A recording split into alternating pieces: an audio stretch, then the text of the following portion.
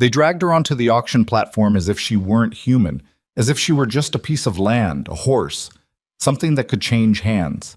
Lydia Mercer, 20 years old, stood in the scorching sun of the border region, hands bound, eyes dry because she had sworn to herself she wouldn't cry in front of these men. Around her were men with money in their pockets and no conscience. And then the sound of hooves, a name whispered through the crowd like a cold summer breeze. Gideon Cross. Like, comment the city you're viewing from so I know how far this story has progressed. And don't go anywhere, because what happens next will change everything. The trouble with Harlan Voss was that he smiled when he did terrible things. Not a nervous smile, not the kind a man wears when he knows he's crossed a line and can't quite look away from what he's done. No. Harlan Voss smiled the way a man smiles at a well-set table before supper, satisfied, easy, like the world had arranged itself exactly as it ought to, and he was simply enjoying the results. He was smiling now, standing at the edge of the raised platform in the center of Caldwell Flats, one thumb hooked in his vest pocket and the other hand loose at his side. He wore a cream-colored jacket that had no business being that clean in a town this dusty, and his silver watch chain caught the late afternoon sun every time he shifted his weight. Behind him, two men with rifles stood at parade rest, their eyes moving over the crowd with the practiced boredom of men who did this regularly. Lydia Mercer stood on the platform between them. Her wrists were bound in front of her with a length of rope that had been tied too tight. She could feel the skin going numb below the knot. And she was still wearing the dress she'd had on when they'd come for her. 3 days ago. The blue cotton was stained now at the hem with creek mud, and there was a tear along the left shoulder she didn't remember getting. Her hair, which she'd always kept pinned neat, had mostly come loose and hung in dark tangles past her collarbone. She looked bad. She knew she looked bad. She'd been trying not to think about it, because there were worse things to think about right now. But standing here in front of what looked like half the county, she was aware of every detail. The mud, the torn dress, the hair, the rope. In a way that was separate from dignity and closer to something that just felt like cold arithmetic. This is what I look like. These are the facts of my situation. What matters is what I do next. The problem was, she couldn't do anything next. That was the other fact of her situation. The crowd below the platform wasn't large, maybe 60 or 70 men, but it was loud in the way that money makes crowds loud. Not shouting, exactly, but a constant low hum of commentary and negotiation, of men leaning toward each other to say things she couldn't hear. She recognized some of them. There was Peter Galt from the feed store, who had extended her father credit twice when the crops came in short, and who was now watching her with an expression she didn't know how to name. Not quite shame, not quite anything. There were ranchers from the ridge country she'd seen at market days. There were men she'd never seen before, which somehow was worse. All right. Voss raised his voice without raising his volume, which was a talent she'd noticed about him. He didn't need to shout. People listened. I think we're all acquainted with the particulars by now, but for the sake of any newcomers, the Mercer homestead, 97 acres in the Drovers Creek drainage, has been repossessed under the terms of the Consolidated Land and Settlement Act as administered by the Voss-Hartley Land Syndicate. He paused. The property transfer is complete and binding. What we're here to settle today is the matter of outstanding obligations incurred by the late Owen Mercer, which now passed to his surviving issue. The late Owen Mercer. Her father. Dead 6 days ago, and she still hadn't cried over it in any way that felt real, which scared her more than anything else happening right now. Miss Mercer, Voss continued, turning halfway toward her with that same easy smile, is 20 years of age, in good health, capable of domestic service, and will be conveyed to the highest bidder under a 5-year indenture contract. Terms are standard. Questions can be directed to my associate, Mr. Follet, before bidding opens. Lydia kept her eyes forward. She picked a point at the far edge of the crowd, the corner post of the livery stable across the street, and she looked at that instead of at Voss, instead of at the faces below her, instead of at anything that would make this harder to stand through. 5 years. She was doing the arithmetic again. She'd be 25 when it ended. 25, if she survived it. If whoever bought this contract treated her like a person, if any of the assumptions embedded in the word, if turned out to be accurate. We'll open at $50, Voss said. A man in the second row put his hand up before the words were fully out. 60, said someone else. 75. The numbers move fast at first, the way they do when men are still deciding whether they want a thing or are just reacting to other men wanting it. Lydia breathed through her nose and kept her eyes on the livery post. The sun was getting lower, and it hit the platform at a flat angle that made everything hot and bright at once. Sweat moved down the back of her neck. She thought about her father. Owen Mercer had not been a man who talked much, which people sometimes mistook for coldness. He wasn't cold. He just thought that most things worth saying could be said in fewer words than most people used to say them, and he'd raised Lydia with the same philosophy. What she remembered best about him, standing here in the heat with her wrists going numb, was the way he'd smelled of tobacco and creek water and the particular mineral smell of the Drover's Creek bottomland. That iron and clay smell that meant home in the most direct physical way she knew. That land was gone now. He was gone. And the men who'd made both of those things happen were standing behind her with rifles. 120. The bidding had slowed. She could tell from the pauses between numbers that they were getting somewhere real, getting to prices that meant something to the men saying them. She didn't look at the faces. She looked at the livery post. 140, said a man she recognized as Cutter Dine, who ran cattle on the West Range and had a reputation for working his hands until they broke and then replacing them. She felt something cold move through her that wasn't quite fear and wasn't quite anything else. 150, said a voice from somewhere in the middle of the crowd. Voss nodded. 150. Do I hear 160? Silence. Someone coughed. Two men near the back were having a murmured argument about something unrelated, and one of them laughed, a short, braying sound that landed wrong in the quiet. 150 going once, and then the crowd shifted. It wasn't a sound exactly, it was more like a change in pressure, the way the air changes before a storm, when something large is moving through it that you can't see yet. The murmuring stopped. The two men in the back stopped arguing. Lydia felt it before she understood it, felt the way the attention in the crowd suddenly pulled toward the street behind her. She turned her head. A horse came through the far end of the main street at a walk that somehow communicated more authority than a gallop would have. It was a dark bay, almost black, with a white blaze on its face and the particular look of a horse that had been ridden hard for years and was still sound. The man on its back was not especially large. That was the first thing she noticed, because she'd expected large. What she noticed instead was the way he sat. Not relaxed exactly, but settled, like he'd been in that saddle for so long that the horse and the man had reached some agreement about gravity. He wore a coat the color of charcoal, trail dirty, and a hat pulled low enough that she couldn't see his eyes from the platform.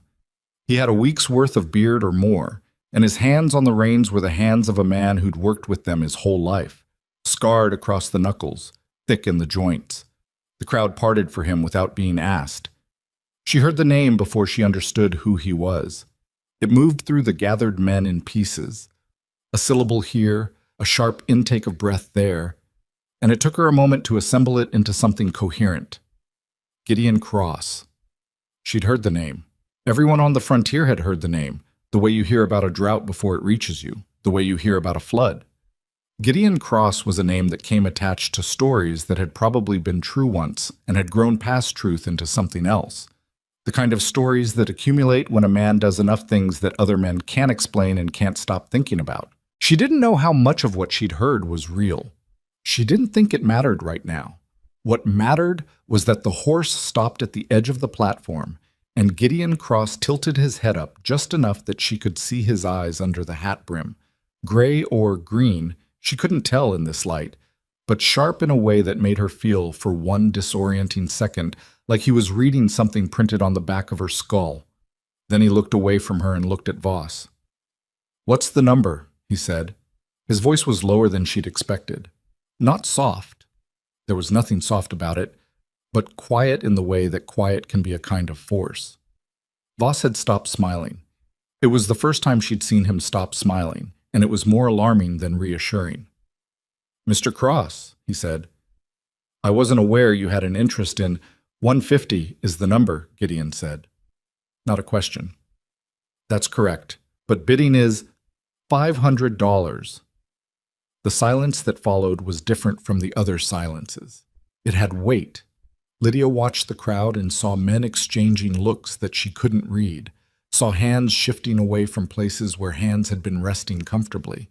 Cutter Dine, who'd been the leading bidder, turned to look at Gideon Cross with an expression that started as irritation and became something more careful. Voss recovered himself. The smile came back, but it was a different smile now. Something working behind it. "That's a generous offer, Mr. Cross. Shall we continue to see if—" $500, Gideon said again, the same inflection, the same quiet weight. "Cash. Now." Voss looked at the crowd. The crowd looked at Gideon Cross. Nobody said anything for long enough that it became obvious nobody was going to. "Sold," Voss said. They untied her wrists on the platform and retied them. Looser this time, she noticed, and she didn't know if that was because someone had a conscience or because the transaction was now recorded and people were performing decency for the sake of the ledger. Voss's man Follet, a narrow-shouldered figure with ink-stained fingers, produced a document that Gideon signed without reading, which told her something she filed away to think about later.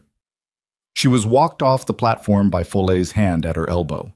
Not rough, just present, the grip of a man executing a procedure, and delivered to where Gideon Cross stood beside his horse. Up close, he was older than she'd thought from the platform. Mid-30s, maybe closer to 40. The lines around his eyes were the kind you get from squinting into sun and wind for a long time, not from laughing. His coat had been repaired in at least 2 places she could see, and the repair work was competent but not careful. The stitching of a man who fixed things because they needed to be fixed, not because he cared how they looked.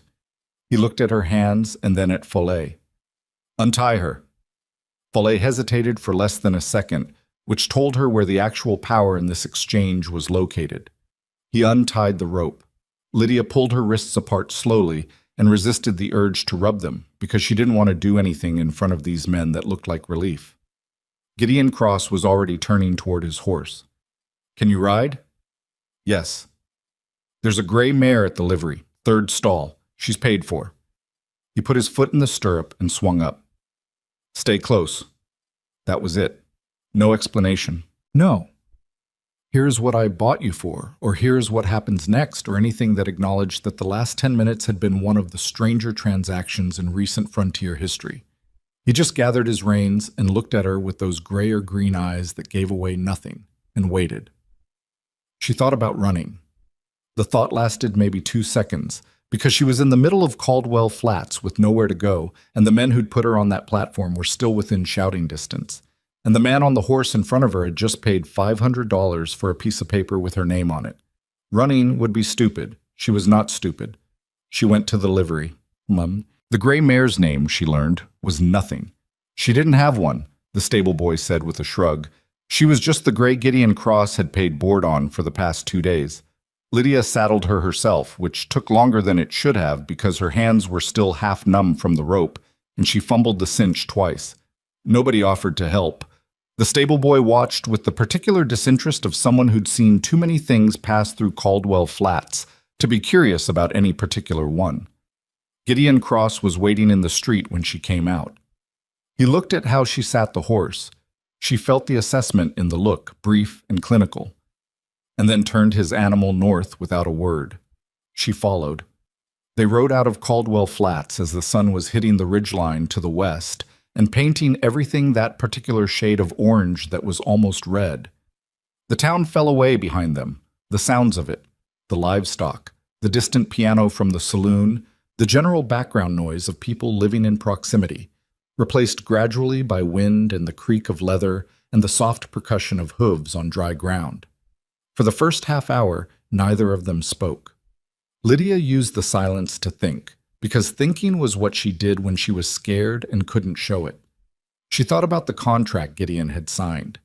She thought about the fact that he'd paid $500, which was more than most men in this territory would see in 2 years, and he'd done it without seeming to calculate the decision at all. She thought about the way the crowd had moved for him. Not out of affection, she was certain of that, but out of something that sat between respect and fear, and probably included both. She thought about her father, Owen Mercer, who had been a good man and a careful farmer and who had not deserved what had happened to him. She thought about the Drovers Creek bottomland with its iron and clay smell, which now belonged to Harlan Voss and the Voss Hartley Land Syndicate and their documents and their armed men and their smiling face that smiled at terrible things. She thought about 5 years. "Where are we going?" she said. Not a question exactly, more like a statement that had question marks built into it. He didn't answer right away. There was maybe 30 seconds of nothing but the wind and the horses before he said, "North, then east." "That's not an answer." "It's the answer I've got right now." She considered that. "You paid $500 for me." "I did." "I'd like to understand why." He looked at her sideways, just a glance, and went back to watching the trail ahead of them. "You'd like to understand a lot of things, I expect." "Yes." She kept her voice even, starting with that. Another silence. She was starting to map the shape of his silences. There were the ones that meant he was deciding whether to answer, and the ones that meant he was deciding how, and the ones that were just silence because that was what there was. This one felt like the second kind. "Voss Hartley took your land," he said finally. "That's correct. They do that. They've been doing it for 2 years now, in this territory. Homestead families, mostly. The small ones, the ones without lawyers or connections or enough cash to fight the paperwork." He paused. "How many families do you think have been through what you went through today?" She hadn't thought about it in those terms. She'd been too busy surviving her own version of it. "I don't know. I counted 7 in the last 8 months. The Lacey family over near Teller's Ridge. The Woon brothers. Family called Pasquale that had 2 daughters. He said the names like they were items on a list he'd committed to memory specifically because the effort of remembering them was owed. "Your father makes 8. "My father's dead." "I know." There was nothing soft in the way he said it, but there was nothing casual about it either. "I'm sorry." She waited to see if there was more to that, and there wasn't. She found, somewhat to her own surprise, that she didn't need there to be. "So you're, what, making a habit of attending syndicate auctions?" "Attending them," he said, "and paying attention." "To what?" He was quiet again, but this one was different. This one felt like he was deciding something rather than just arriving at the end of a thought. "There's a man in Voss's organization," he said at last. "Name of Carver Aldous. He runs the enforcement side, the evictions, the armed men, all of it. He's kept himself clean on paper, but if I can get close enough to him, long enough to document what he does, there are people who can use that documentation." "What kind of people?" "Federal territorial agent. Name of Beaumont, out of the Cheyenne office. He's been building a case against the syndicate for 14 months. He needs hard evidence, the kind of evidence that lives in Aldis's files and in Aldis's head, and that Aldis has been careful enough not to let end up anywhere accessible." Lydia thought about this for a moment. The trail had curved northeast, and they were climbing now, the scrub cedars thickening on either side, the light going gold and long. "And I figure into this how?" Gideon Cross looked at her again, and this time the look held a beat longer. "I needed to get you off that platform before Cutter Dine bought your contract, because Dine works for Aldis. And if Aldis got his hands on Owen Mercer's daughter, you'd either disappear into his operation or end up being used as leverage, and I needed neither of those things to happen." "You needed neither of those things," she repeated. "No, I didn't." "You could have said because it was the right thing to do." "I could have," he agreed, without any particular discomfort. "Wouldn't have told you as much." She turned that over. It was a strange kind of honesty. Not warm, not offering itself up, just present, the way a fence post is present. You could run into it or you could go around it, but it wasn't going to move for you. "And now?" "Now we ride to a camp I've got set up in the Ridge Country. There are 2 other people there. A man named Sully, who's been tracking Voss Hartley movements for 6 months, and a woman named Reyes, who was a deputy in Harker County before Voss's people had her removed from office." He paused. "They're good people. Careful people. And what am I supposed to be?" The trail leveled out briefly, and he let his horse slow to a walk.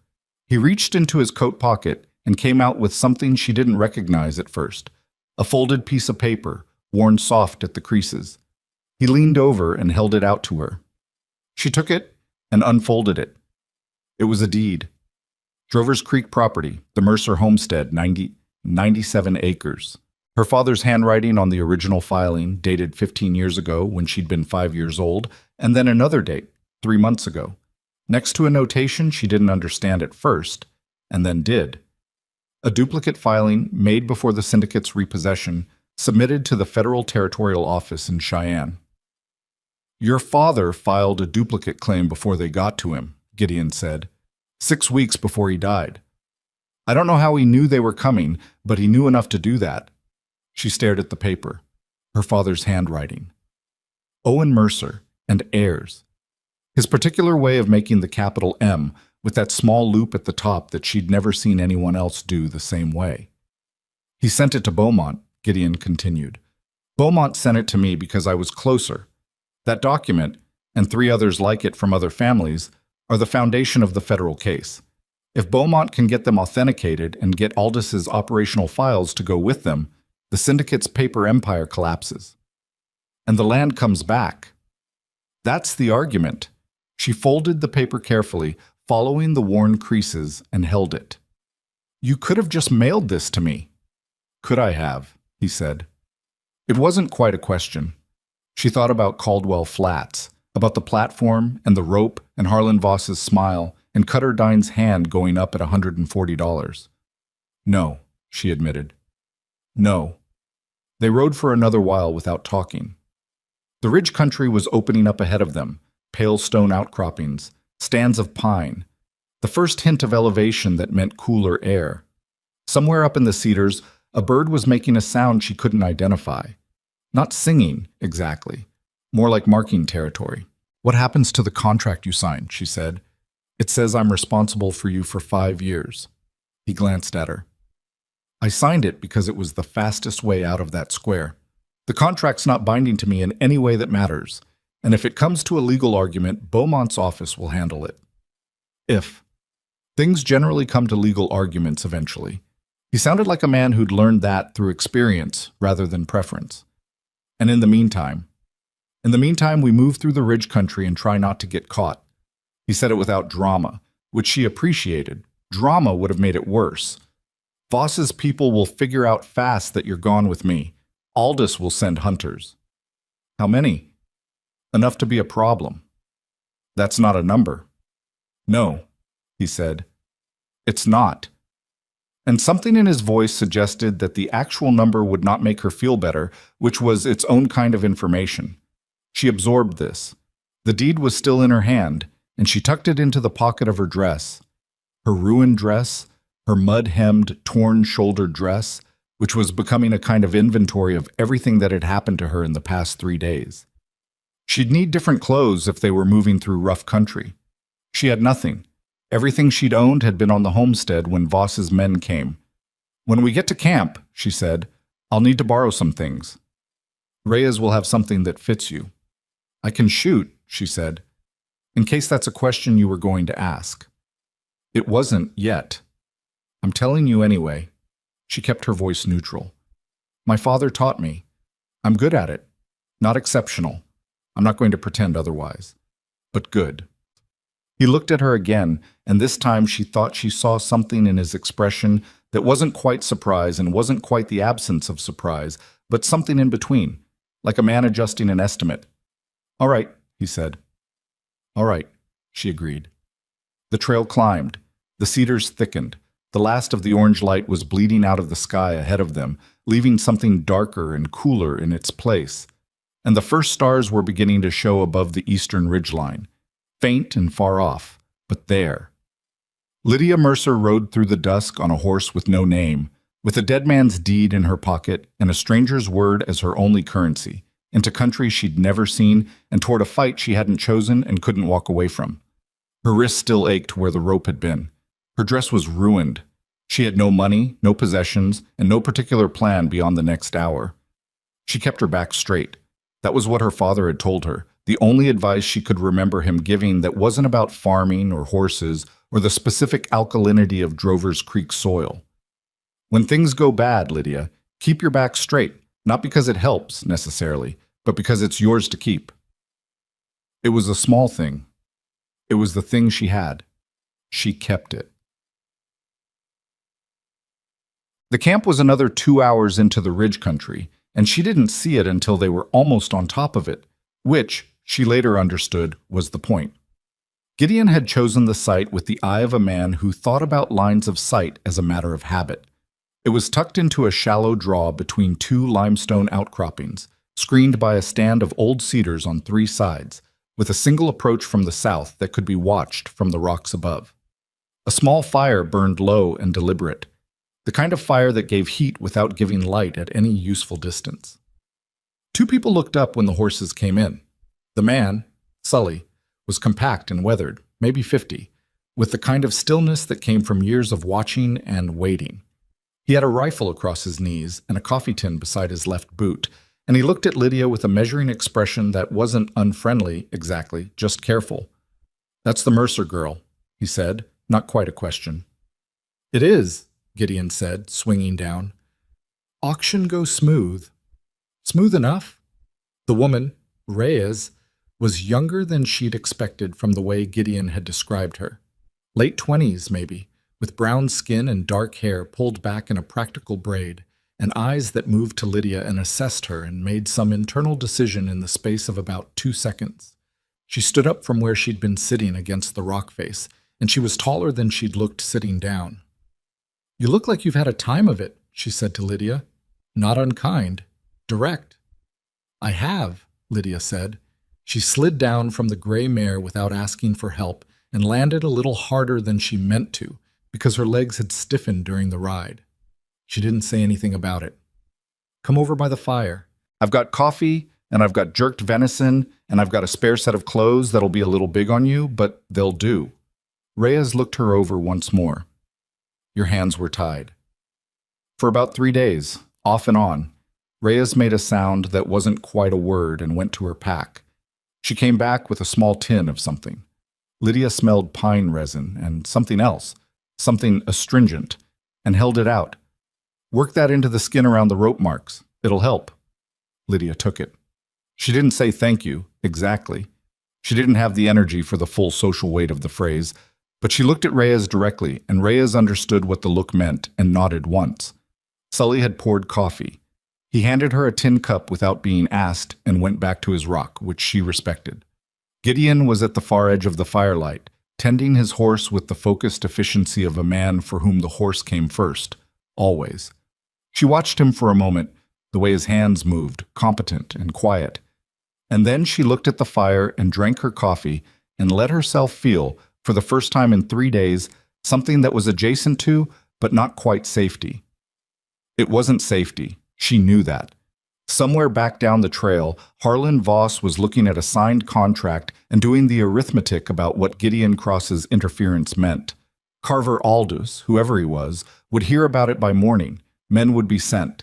But the fire was warm. The coffee was real. And the deed in her pocket had her father's handwriting on it. She unfolded it one more time in the dark at the edge of the firelight and looked at his name. Owen Mercer and heirs. That loop on the M. She would not cry in front of these people. She would not cry tonight at all, she decided, because tonight there were things to learn and plans to understand, and she needed her head clear. There would be time later. There would have to be. She refolded the deed and put it away. "Tell me," she said to no one in particular, "everything you know about Carver Aldous." Sully looked up from his coffee. Reyes paused in what she'd been doing. Across the fire, Gideon Cross looked at her. And this time she was sure she saw it. That adjustment in his expression, that small recalibration of something. "That's a long conversation," Sully said. "Good," Lydia said. "It's a long night." Sully talked for a long time. He talked the way men talk when they've been keeping information organized in their head for months, and finally have a reason to let it out. Not rambling, but systematic, moving from one piece to the next with the methodical care of a man laying out tools before a job. The fire burned down, and he fed it without stopping, and Lydia sat across from him with her second cup of coffee and listened the way her father had taught her to listen, not waiting for her turn to speak, but actually taking it in. Carver Aldous was 44 years old, originally from somewhere in the Eastern Territories. Sully wasn't certain where, and the uncertainty bothered him in the way that gaps in information bothered careful men. He'd come west 12 years ago, attached himself to a land speculation outfit that had since dissolved and surfaced in the Voss-Hartley organization 5 years back as what Voss's paperwork described as a field operations coordinator. What that meant in practice was that Aldous was the man who showed up when a family didn't leave voluntarily. He had 6 men who worked directly under him, and he kept them rotated, moved them between operations every few months, so no single group of them accumulated enough shared knowledge to become a liability. That rotation was one of the reasons he'd been so hard to pin down legally. The men who carried out the evictions were rarely the same men twice, and the paperwork that authorized them was always technically in order. "He's not stupid," Sully said, which was not something he seemed to enjoy admitting. The eviction on the Lacey family, that was clean on paper. Mortgage default, legitimate on its face, signed by a circuit judge named Holt, who's been on Voss's payroll for 2 years. Holt retires at the end of the season with enough money to buy a house in St. Louis. Nobody looks at him twice. "What about the judge before Holt?" Lydia said. Sully looked at her. "What about him? If Holt replaced someone who wasn't cooperating, that's a name. That's a person who knows the original proceedings were legitimate and who has reason to say so." A small silence. Reyes, who'd been sitting to Lydia's left sorting through a pack, looked up. "Judge Caro," Sully said slowly. "Retired 18 months ago. Said it was his health." "Is it?" "I don't know." He paused. "I hadn't pulled that thread." "It might be worth pulling." She wasn't trying to show off. She was just thinking out loud, which was a habit she'd had so long she sometimes forgot it read as unusual. "I'm not saying it leads anywhere. I'm saying it's a thread." Gideon, who had settled against the rock on the far side of the fire and had been quiet for most of this, said, "Caro's in Mineral Wells. That's 2 days east." "One of us could ride out," Reyes said. She'd already moved on from surprise to logistics, which Lydia respected. "Not yet." Gideon shook his head. "Aldous will have people on the roads by morning. We need to hold still for a day at least." The conversation wound down eventually, not because everything had been said, but because the night got cold enough that sleep became necessary. Reyes showed Lydia the bedroll she'd set aside and the change of clothes, a canvas shirt and a pair of work trousers with a drawstring waist that were indeed too big, but were clean and intact, which put them ahead of what she was wearing. She changed behind the rock outcropping in the dark and left her ruined blue dress folded on the ground beside her boots. She didn't know why she folded it. It wasn't like she was going to put it on again, but she folded it anyway. She lay down and looked at the stars, which were brilliant out here above the ridge country. No town light to compete with them, just star after star going back to whatever depth stars go back to. She thought about Carver Aldous and his rotating men and his careful paperwork. She thought about Judge Caro in Mineral Wells. She thought about her father filing that duplicate claim 6 weeks before he died, which meant he'd known what was coming and had done something about it in the only way available to him, quietly and alone, without telling her. That last part she was still working out how to feel about. She was asleep before she finished working it out. Morning came gray and cold, the kind of cold that is specific to ridge country in the early hours before the sun gets over the rock face. Lydia woke up before the others. A habit, farm habit, her body still calibrated to Owen Mercer's schedule of first light and work. And she sat up and looked at the camp and thought about what they had. They had one federal connection in the form of Agent Beaumont in Cheyenne, who was 2 days' ride away under good conditions and who could not be contacted without someone making that ride. They had documentation, her father's deed, and apparently similar papers from the other displaced families that Sully had been collecting. But documentation was only as useful as the legal structure that could act on it. They had 3 people who knew how to handle themselves, and one person, herself, whose capabilities Gideon Cross had been told about secondhand and hadn't yet had occasion to test. What they didn't have was time. Voss Hartley moved fast. She knew that from direct experience, and Aldous, by Sully's account, moved faster. She got up and put more wood on the fire and had coffee started by the time Sully woke up, which earned her a look of unambiguous approval. Some things were just simple. Gideon was awake already. She realized, watching the camp come to life, that he'd probably been awake for a while and had simply been lying still in the way that men who are used to dangerous situations learn to lie still. He drank his coffee standing up and looking south down the approach trail in the focused way of a man running probability calculations. "How long before Aldous sends someone up here?" she asked him, because nobody else was asking it and it needed asking. "He doesn't know where the camp is. He'll know the ridge country." Sully said, "You've operated up here before." Gideon glanced at her. "He'll narrow it down to maybe 20 square miles of possible campsites. Could take his men 2 days to search it if they're systematic." "Are they systematic?" "Aldous is. His men follow his lead." He drank his coffee. "We've got today, possibly tonight. After that, I'd want to be moving." "Moving where?" "That," he said, "is what I'm trying to work out." Reyes came over with her own cup and stood beside Lydia in a way that felt companionable without making a production of it. "I've been thinking about Caro," she said. "The judge." "So have I," Lydia said.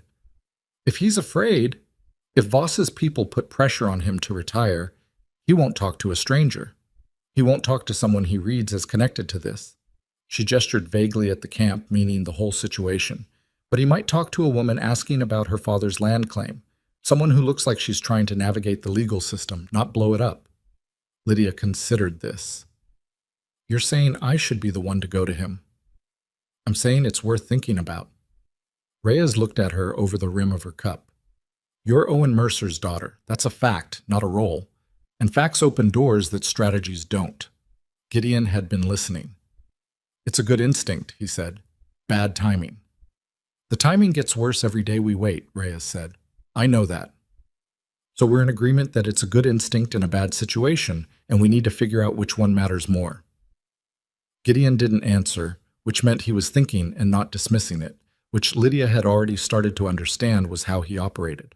He processed things quietly and came out the other side with a position, and the silence in between was not resistance.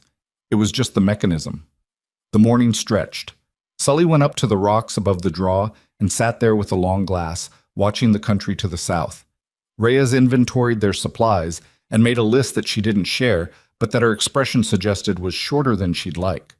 Lydia checked the gray mare's hooves and found the near forefoot picking up a bruise on the outside wall.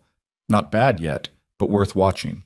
And said as much to Gideon, who crouched down and looked and said, "Good eye," in a tone that was matter-of-fact rather than flattering, which she preferred. It was mid-morning when Sully came down from the rocks. He came down faster than he'd gone up, which told her what he was going to say before he said it. "2 riders," he said. "South approach, maybe a mile and a half. Moving careful. They're not just passing through." Gideon was already moving. "Break camp. Leave nothing that reads as numbers or direction." He looked at Lydia. "How's the mare's foot?" "Manageable." "We're going east. The Caro idea goes to the top of the list." "Just like that?" "When the timeline makes the decision, you work with the timeline." He was pulling his saddle. Reyes was right. Waiting makes it worse. And you, he glanced at Lydia, are the best argument we've got that doesn't involve shooting anyone. "I'll try to be flattered by that." "Be useful instead," he said. But there was something in the line of his mouth that wasn't quite a smile and was maybe as close as he got. They were out of the draw in 11 minutes. Lydia did not look back at the folded blue dress she'd left on the ground. There was no point looking back at things you'd already accounted for. The east trail through the ridge country was not a trail so much as a suggestion, a slightly less dense arrangement of trees that implied someone had passed through before and hadn't died, which was the best you could say for it. Gideon led at a pace that was faster than comfort, but slower than noise, and Sully took the rear, and Reyes rode beside Lydia in the middle in a way that felt protective without being offered as protection. They rode for 3 hours before anyone spoke much. Then Reyes said, "Tell me about your father." Lydia looked at her. "Why?" "Because if you're going to walk into a retired judge's house and ask him about land claims, You need to know how to talk about your father without it costing you something you can't afford right now. She said it plainly, not unkindly. Grief is real, and it's fine, and it'll be there later. Right now, you need to be able to say his name without your voice changing. Lydia thought about that for a moment. It was a practical observation dressed in the language of human consideration, and she respected both the practicality and the consideration. What do you want to know? What was he like? Quiet, she said, methodical. He could spend 3 hours fixing a fence post and not say 10 words, and not seem bothered by the quiet at all. She paused. He made good decisions. Not fast decisions. He wasn't a fast thinker, but good ones. He'd work a problem for days sometimes, and you'd think he wasn't thinking about it at all, and then he'd come out with something that turned out to be right. Like the duplicate filing. Like the duplicate filing. She said it evenly. The voice change Reyes had warned her about was there, just barely, a slight flatness in the last 2 syllables that she could feel herself doing. He didn't tell me. I've been trying to decide how I feel about that. He probably didn't want you to know there was something to be afraid of. I know why he did it. She adjusted her grip on the reins. That doesn't entirely settle it. Reyes nodded. She didn't try to settle it either, which was the right call. The ridge country gave way by degrees. The limestone outcroppings getting lower, the cedars thinning, the ground opening up into the high scrub that meant they were dropping toward the eastern flats. By midday, they were out of the roughest terrain and moving through country that was less hidden, but faster, and Gideon picked up the pace. They ate in the saddle, jerky and hardtack, which was not interesting but was calories, and kept moving. It was mid-afternoon when the trouble found them. It came from the north, not the south, which told Lydia that Aldous was smarter than she'd hoped. 2 riders from the south was a tracking party. Men to the north meant someone had thought ahead, anticipated direction, cut them off. She heard the horses before she saw them. The sound carried wrong in the open scrub, a hollow echo that meant riders on hard ground. And she opened her mouth to say something and realized Gideon had already pulled up. 3, he said quietly, without turning around. He'd heard it before she had. I count 3, Sully confirmed from the rear. The riders came out of a shallow draw to the northeast at a trot. 3 men, well-mounted, wearing the kind of clothes that were designed to not be remarkable. No badges, no syndicate markings, just 3 men on good horses who happened to be in this exact piece of country at this exact moment. Gideon stopped his horse and waited. The lead rider pulled up 20 yards off. He was heavy-set with a short beard and the kind of deliberate posture that men adopt when they're trying to look casual and are not. Afternoon, he said. Afternoon, Gideon said. You'd be Gideon Cross. I would. The man nodded, as if this confirmed something. Mr. Aldous sends his regards, says there's been a misunderstanding about a contract that was signed yesterday in Caldwell Flats, and he'd appreciate it if the matter could be resolved without any further— No, Gideon said. The man stopped. Sir. No, that's my answer to whatever you were about to finish that sentence with. He said it the same way he said most things, quiet, settled, without extra weight. You can go back to Aldous and tell him the contract is being reviewed by a federal territorial office, and any questions about it can be directed there. The heavy-set man looked at his companions. Something passed between them, a look, a small shift in how they were sitting their horses. And Lydia felt the moment tighten. She had her hand near the rifle on her saddle without having consciously put it there. Her body had made the decision before her mind caught up, which was either instinct or the 3 days of sustained fear finally manifesting as something operational. We've got instructions, the man said, and his voice had changed. The casual was gone. I expect you do, Gideon said. Here's mine. You're 3, we're 4, and one of us used to be a county deputy who is currently looking for a reason to make a lawful citizen's arrest for obstruction of a federal proceeding. He didn't gesture toward Reyes. He didn't need to. You can push this now, or you can carry a message. Your choice, and I'll give you a moment. The moment lasted about 10 seconds. Then the heavy-set man turned his horse, and the other 2 followed, and they rode back north the way they'd come. Lydia let out a breath she hadn't fully registered holding. Beside her, she heard Reyes make a quiet sound. Not relief exactly, but the release of sustained alertness. Sully said nothing, but she heard him shift his rifle back to a resting position. "That's not over," Gideon said. "I know," Lydia said. "They'll report back. Aldous will know we're heading east. He'll know about Beaumont being mentioned." He turned his horse back to the trail. "We just gave up about half our remaining time. Would you have done it differently?" He thought about it honestly rather than quickly. "No," he said. "But knowing that doesn't mean it's not going to cost us." They pushed harder after that. The afternoon light was getting long and flat when the first rooftops appeared on the eastern horizon. Mineral wells, small and sparse and ordinary-looking in a way that nothing had felt ordinary since Caldwell Flats. Lydia looked at the town and thought about an old judge named Caro, who'd retired because his health had required it, and who was living there with whatever he knew and hadn't told anyone. "We'll need tonight," Gideon said, coming up beside her as they dropped toward the flats. "Rest the horses. Figure out an approach." "And tomorrow morning I go talk to a man about my father's land," Lydia said, "if you're willing." She thought about Owen Mercer, who had filed a duplicate claim quietly and alone and hadn't told her about it because he hadn't wanted her to be afraid. She thought about 97 acres of Drover's Creek bottomland with its iron and clay smell. She thought about Harlan Voss's smile and the platform and the rope and the arithmetic of 5 years. "I'm willing," she said.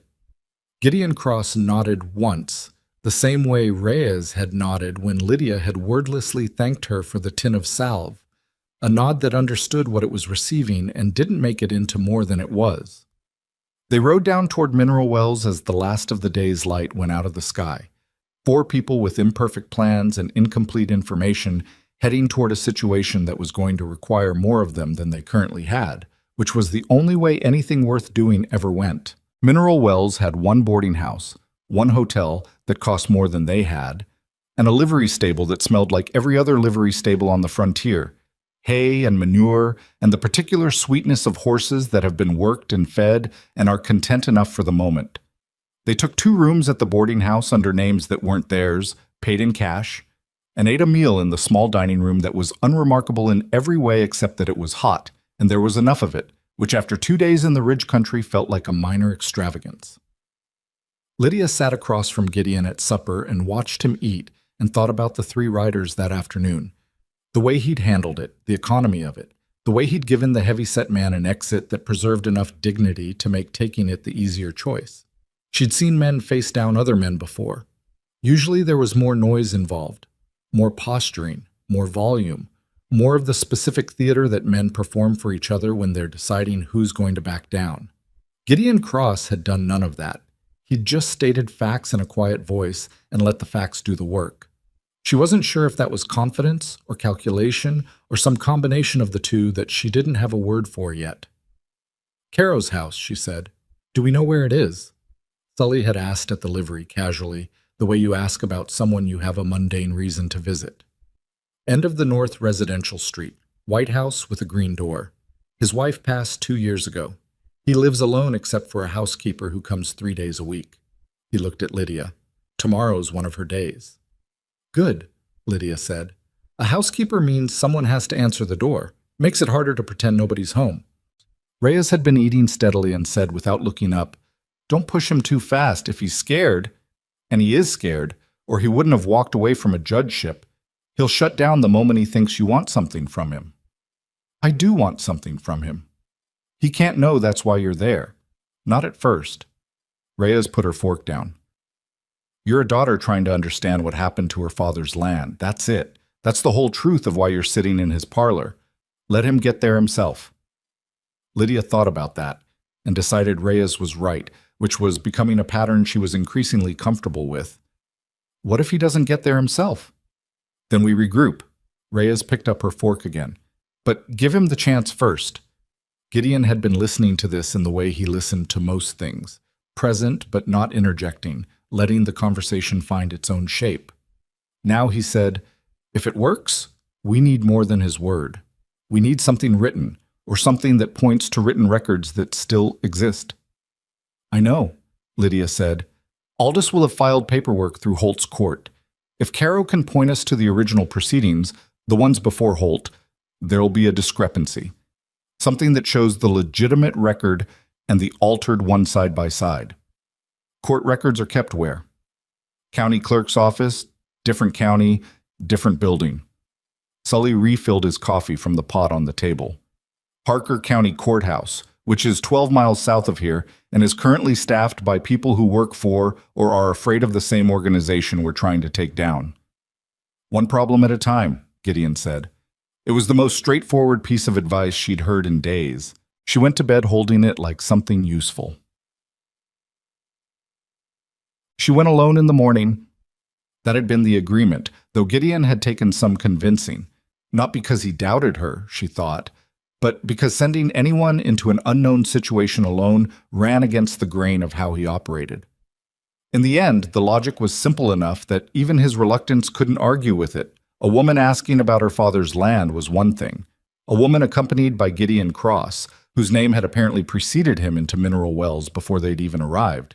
She'd seen the way the boarding house proprietor had looked at him at check-in. That particular flicker of recognition that people try to hide and can't quite was a different thing entirely. She dressed in Reyes's clothes, which she'd gotten more comfortable with, and she walked to the north residential street in the early morning cool and found the White House with the green door without difficulty. The housekeeper, a wide, capable-looking woman of about 60, answered on the second knock and looked at Lydia with the assessing eye of someone who'd spent decades deciding which visitors were worth the judge's time. "I'm Lydia Mercer," she said, "Owen Mercer's daughter. My father had a homestead on Drover's Creek. I'm trying to understand what happened to our land claim, and I was told Judge Caro handled filings in this district before his retirement. I know it's early. I'm sorry for that. I don't have a lot of time." The housekeeper looked at her for a long moment. Then she stepped back from the door. The parlor was the room of a man who'd been somewhere and had come back smaller. Not poor. The furniture was good. The books on the shelves were real and well read, but contracted. A man who'd pulled his life in around himself like someone closing a coat against the cold. Caro himself appeared from a back room after a few minutes. Tall, thin, somewhere past 70, with the hands of a man who'd written a great many things over a great many years. He moved carefully, the way people move when their body has become a consideration rather than a given. He looked at Lydia, and she saw the name register, Mercer. She watched his face do something complicated and then go still. "Miss Mercer," he said, "please sit down." She sat. He sat across from her, and the housekeeper brought coffee that neither of them asked for, and then the housekeeper left and the room was quiet. "My father filed a land claim on Drover's Creek 15 years ago," Lydia said. "I have the original deed. 3 months ago, the Voss Hartley Land Syndicate repossessed the property under what they described as a settlement act. My father died 6 days ago." She paused. "I'm not here to cause you trouble. I just want to understand what happened to the legal record of our claim." Caro looked at his coffee. He looked at it for a long time without drinking it. "Your father was a good man," he said finally. "He was. He came to see me." He said it quietly, like he was confessing something. "About 14 months ago. He'd heard about the Lacey family, the first eviction in this area that Voss Hartley pushed through, and he was worried. He wanted to know if his claim was solid, if there was anything they could do to it legally." "What did you tell him?" "I told him his claim was filed correctly and had been properly recorded and that no legitimate legal proceeding could touch it." He paused. "I believed that when I said it." She waited. 6 months after that, Judge Holt replaced me. He picked up his coffee cup and put it down again without drinking.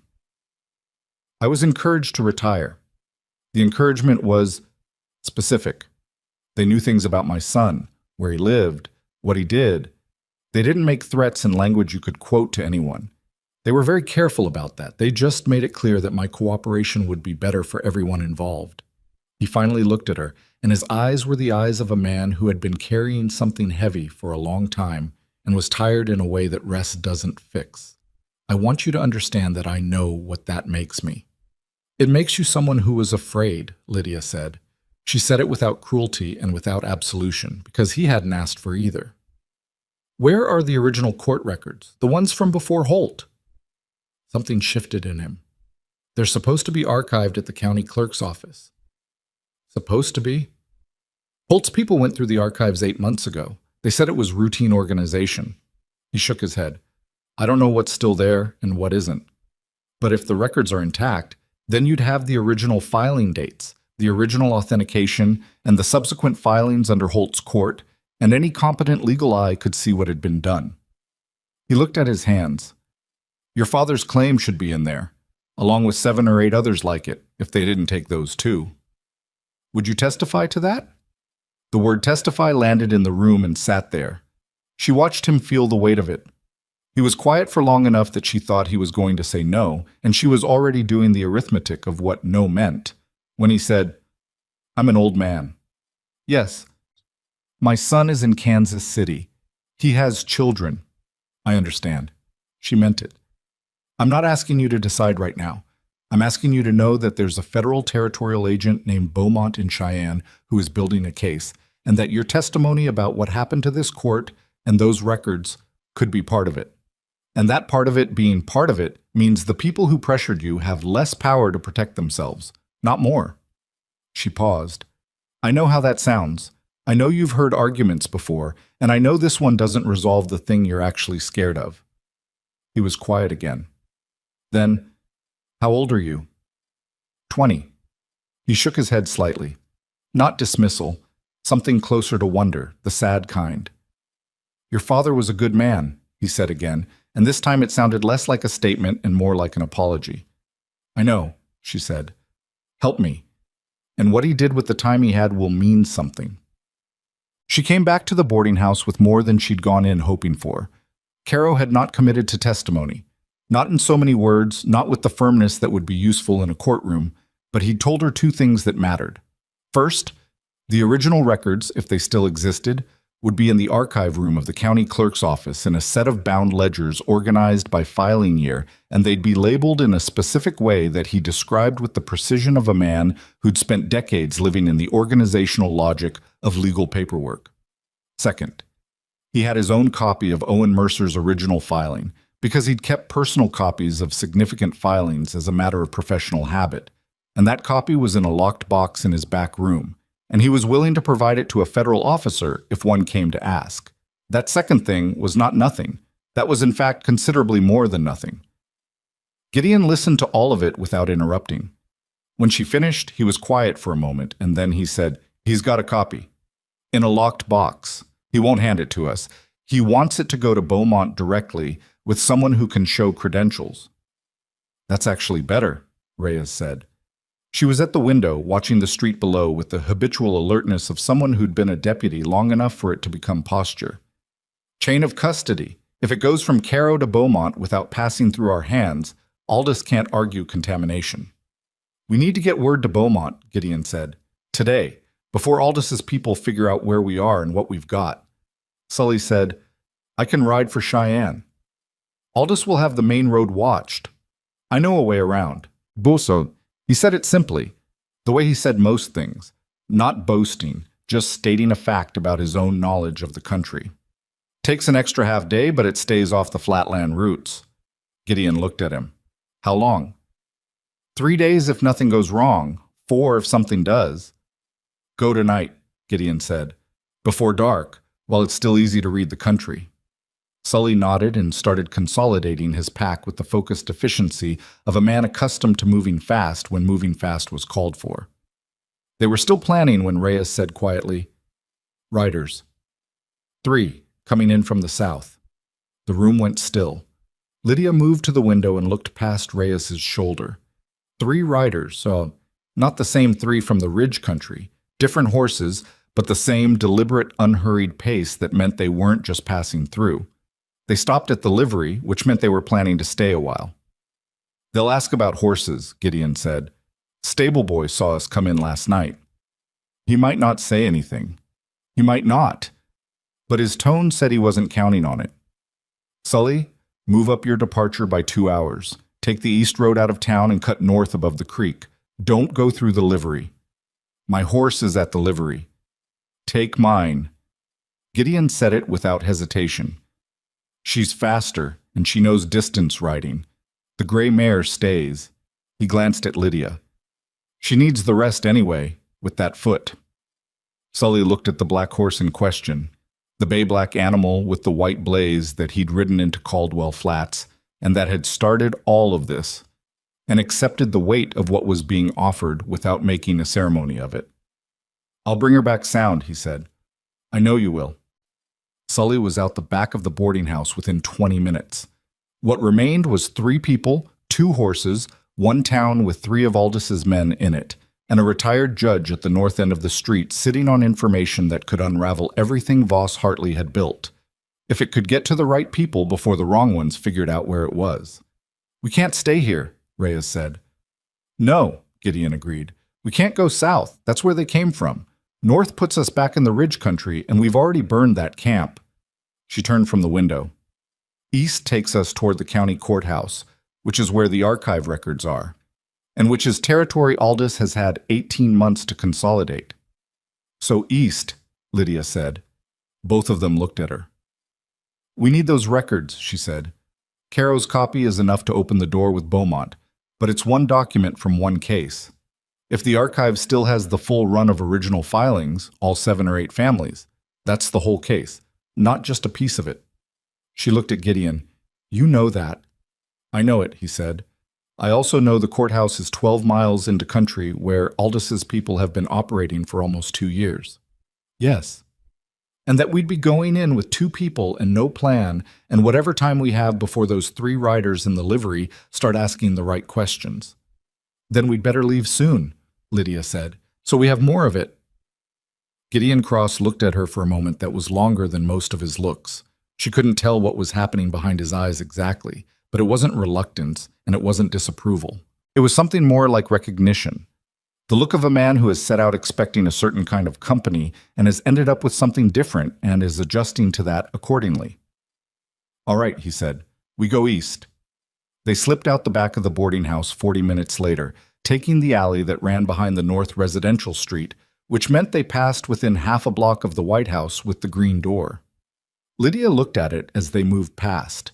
The closed door, the curtained windows, the ordinary quiet of an old man's house in the morning, and hoped that Caro would hold on to what he'd said he'd hold on to, and that Sully would make it to Cheyenne without anything going wrong, and that the records in the county archive were intact and findable, and hadn't been taken or burned in Holt's 8-month-old housekeeping exercise.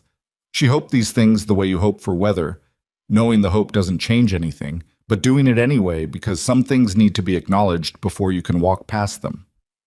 They took the creek road east, staying below the sight lines of the ridge to the north and the open flatland to the south, moving through the middle country where the scrub willows grew thick along the water and the ground was soft enough that their horses' hooves made almost no sound.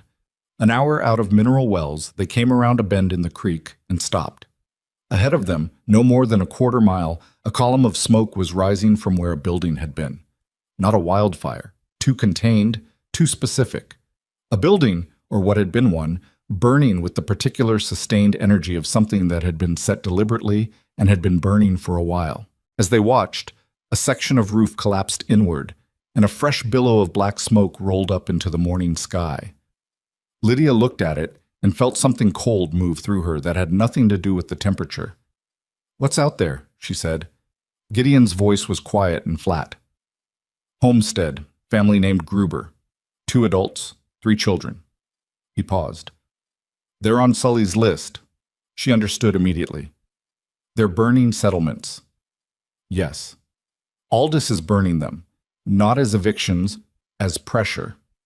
She could see the logic of it as she said it, the sick arithmetic of it. "He knows we're collecting evidence. He knows Sully's heading to Cheyenne, so he's accelerating, making things happen that can't be undone while there's still time to stop us." "Or he's sending a message," Reyes said, "to anyone who might be thinking about talking." The 3 of them sat their horses at the creek bend and looked at the smoke rising. There were no sounds of a fight, no gunshots. Just the fire and the silence around it, which was worse in its way than noise would have been. "The Grubers," Lydia said. "Where would they go?" "Town, probably, or a neighboring farm if there is one." Gideon's jaw was set in a way she hadn't seen before. Not anger exactly, but something that anger grows out of when it's been disciplined for a long time. "We can't go in there. If Aldis's men are still on site, I know, she said. Lydia. I said I know. She did know. Going toward a burning homestead where armed men might still be present would accomplish nothing except getting them captured or shot. And getting captured or shot would mean the records in the county archives stayed where they were, unexamined, and Sully might ride all the way to Cheyenne, and Beaumont might come all the way back down, and there'd be nothing solid enough to act on. She knew all of that. She also knew that a family named Gruber had just lost everything they had, the same way Owen Mercer had, the same way 7 other families on Sully's list had, and she was sitting on a horse a quarter-mile away watching the smoke from it, and the weight of that was real and needed to be acknowledged before she could ride past it. She acknowledged it. Then she turned her horse east and rode. The county courthouse was still 9 miles ahead. The archive room was inside it. The records were either there or they weren't, and either Beaumont would come in time or he wouldn't, and either the thing they were building would hold together or it wouldn't. None of those outcomes were certain. All of them required getting to the next mile before thinking about the one after. Reyes came up beside her as the smoke fell behind them. "You doing all right?" "No," Lydia said honestly, "but I'm functional." Reyes nodded. That apparently was enough of an answer for the country they were riding through. The morning was getting warm now, the dew gone off the grass, the sky above them a hard pale blue with no clouds in it. Somewhere behind them, Mineral Wells had 3 of Aldous' riders asking questions at the livery. Somewhere west, Sully was pushing Gideon's horse toward Cheyenne on a back route through the hill country. Somewhere in Harker County, ahead of them, in a courthouse that belonged to an administration that had been bought and reshaped, a set of bound ledgers either still existed or didn't. Lydia Mercer rode east with her back straight and the deed in her pocket and 9 miles still to go, and she did not let herself think about the smoke. The Harker County Courthouse was a 2-story stone building that had been built to outlast the people who used it, which was the philosophy behind most government buildings on the frontier, and which had, in this case, resulted in something that looked more like a fort than a place of civic administration. Thick limestone walls, narrow windows on the ground floor, a heavy oak door at the main entrance that could probably stop a mule if you pointed the mule directly at it. The territorial flag hung above the door in the windless morning air, completely still, like a painting of a flag rather than an actual one. There were 2 men on the front steps. Lydia saw them from the tree line where she and Gideon and Reyes had pulled up to look the building over. 2 men with rifles, not positioned like guards exactly, positioned like men who were pretending to be something other than guards while doing exactly what guards do. One was sitting on the steps. The other was standing at the corner of the building where the wall met the side street. "That's new," Reyes said quietly. She'd ridden through this town before, in her previous life as a county deputy, and she knew the building's normal configuration. "Courthouse doesn't have posted sentries." "Aldous got here first," Gideon said, "or he never left." She looked at the building, calculating. If he's been through the archive already and taken what he wanted to take, those guards are here to make sure nobody else gets a look at what's left. Or they're here because he knows we're coming and wants to bottle us up when we try, Lydia said. Neither of them disagreed with that. The town around the courthouse had the uneasy quality of a place where something has happened recently, and people are waiting to find out if it's finished or not. The main street was quieter than it should have been for mid-morning, a few people moving quickly between buildings. A woman who came out of the dry goods store looked toward the courthouse and went back inside. The kind of quiet that isn't absence of people, but absence of their willingness to be seen. "How many inside, do you think?" Lydia asked. Gideon had been studying the building with the focused attention of a man counting exits and angles. "At least 2 more, maybe 4. Aldous doesn't run small operations when he has time to set up properly. And Aldous himself. If he knows we're coming, and he probably does, those riders from Mineral Wells had time to get word ahead, then yes, he'd want to be here." Lydia thought about this. Carver Aldous, whom she'd never seen and knew only from Sully's careful inventory of his methods. The rotating men, the clean paperwork, the specific way he delivered pressure without leaving prints on it. He would have heard by now about the auction in Caldwell Flats. He would have heard about Gideon Cross outbidding Cutter Dine and riding north.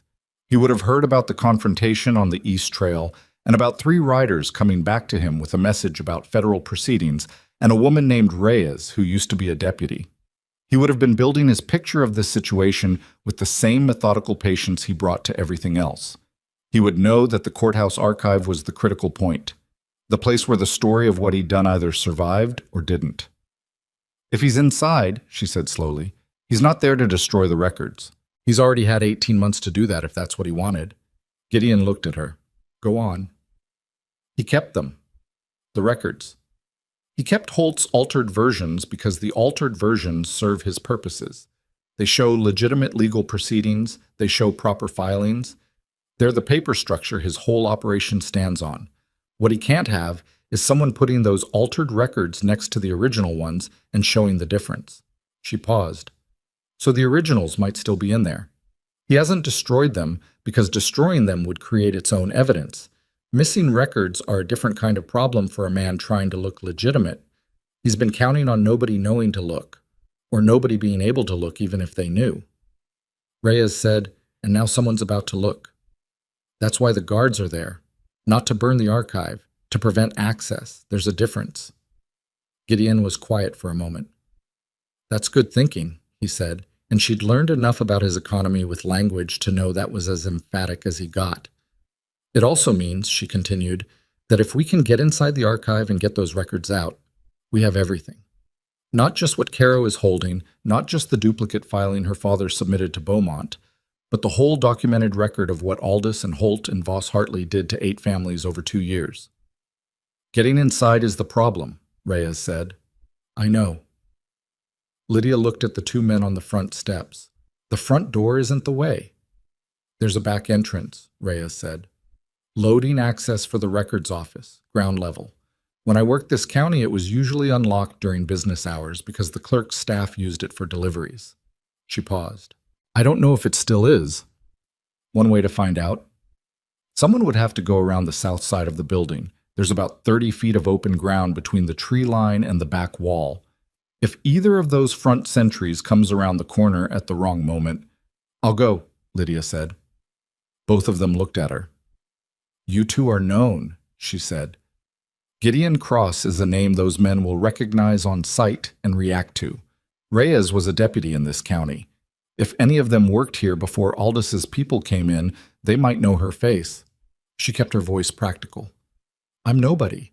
I'm a woman in work clothes who looks like she might have an errand at the courthouse.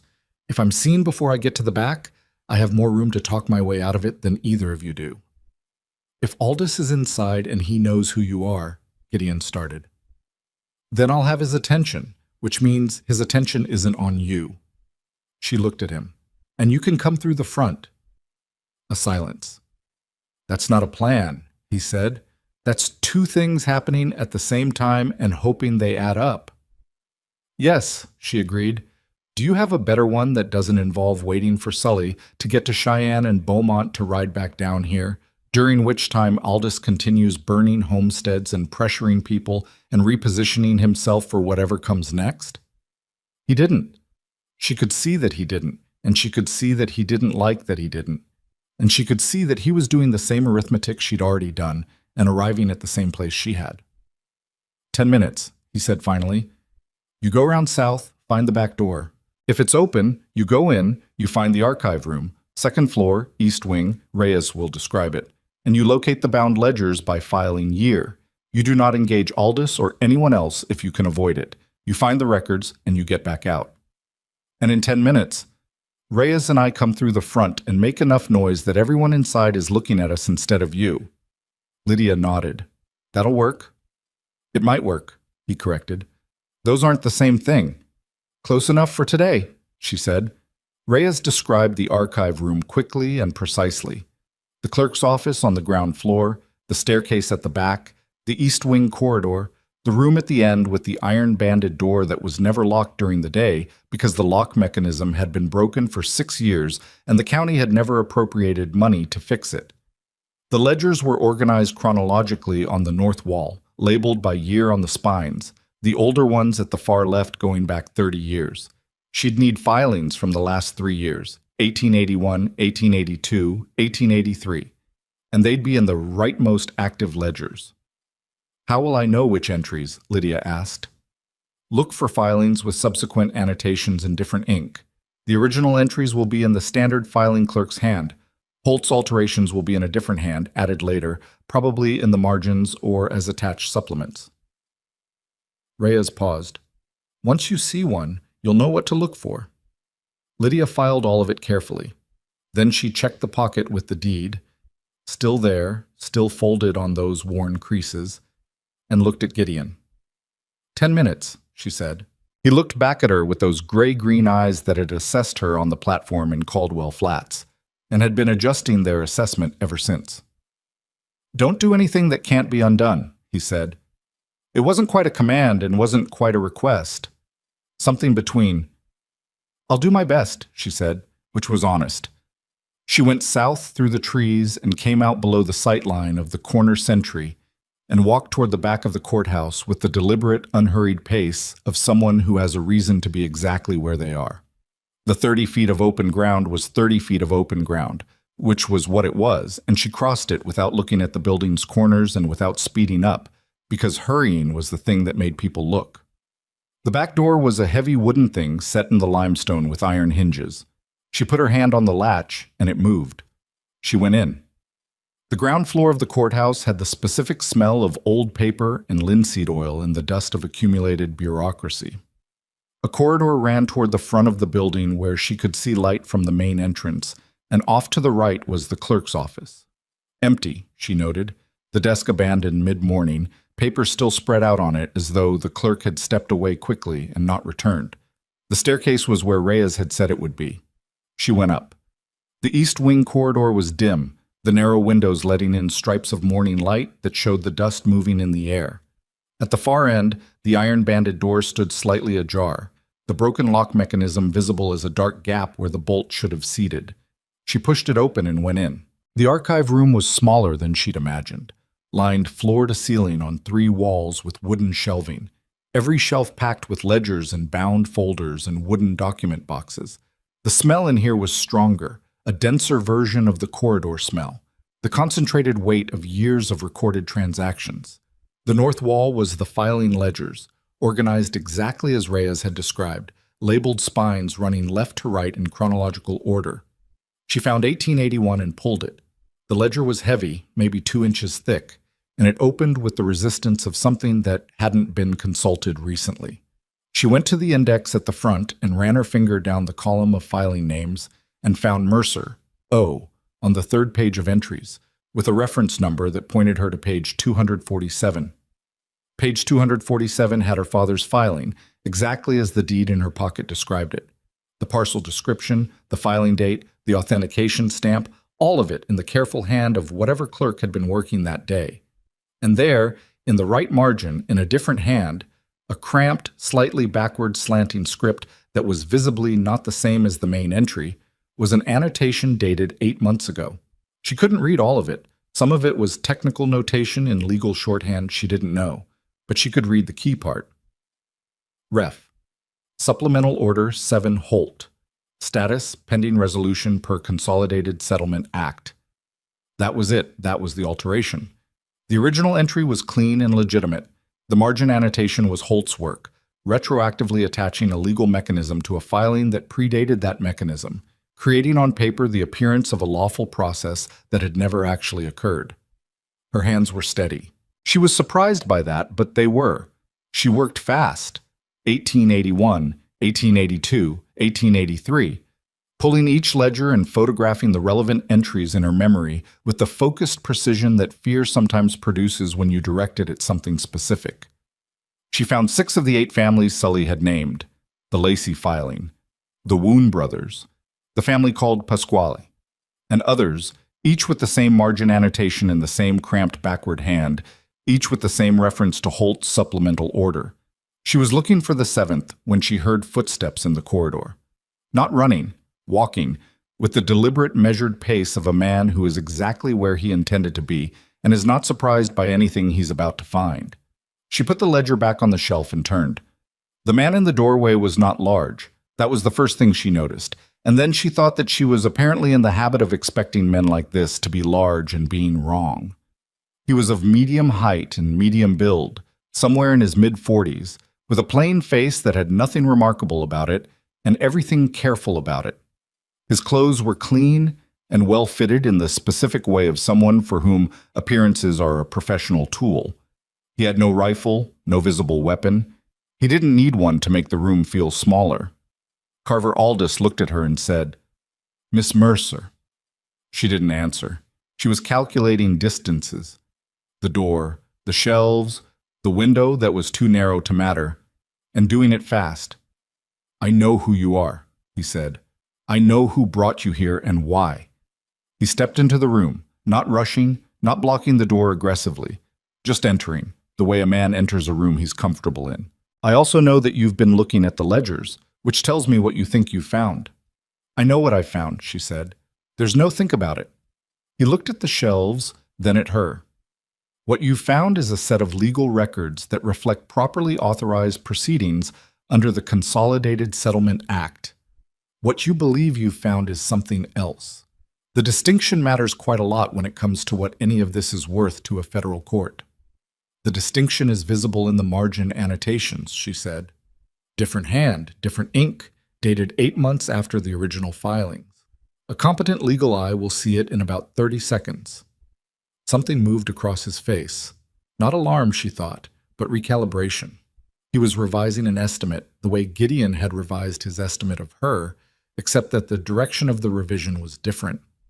"You're more prepared than I expected," he said. "People keep saying that. It's meant as an observation."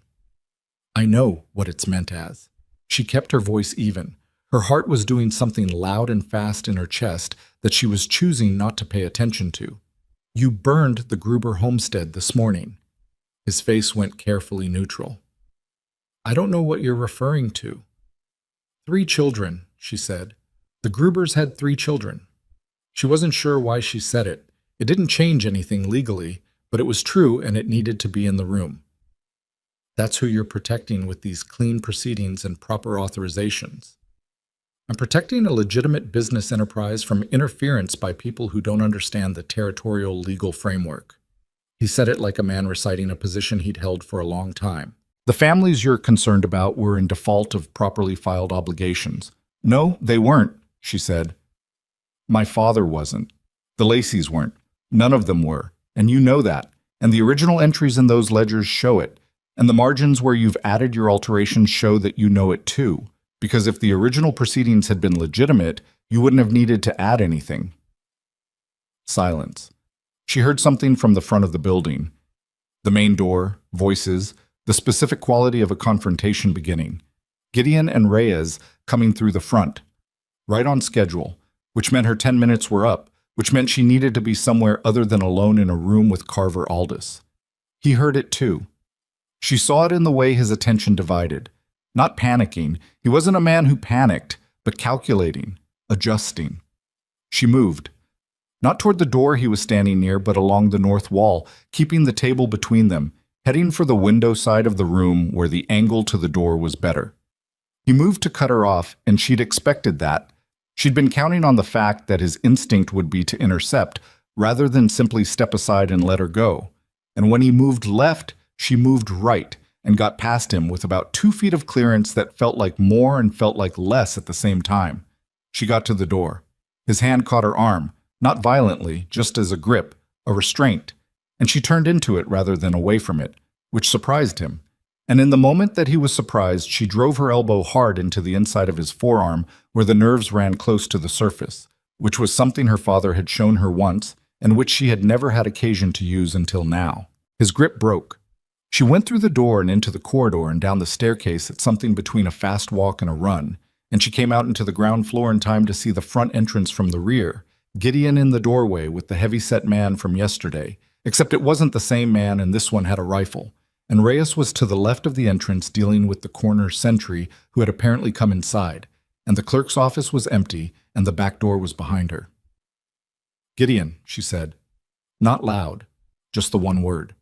He looked at her over the shoulder of the man with the rifle, and she held up the ledger she was carrying, the 1882 volume, which she'd pulled off the shelf without fully registering that she was doing it when Aldous had come through the door.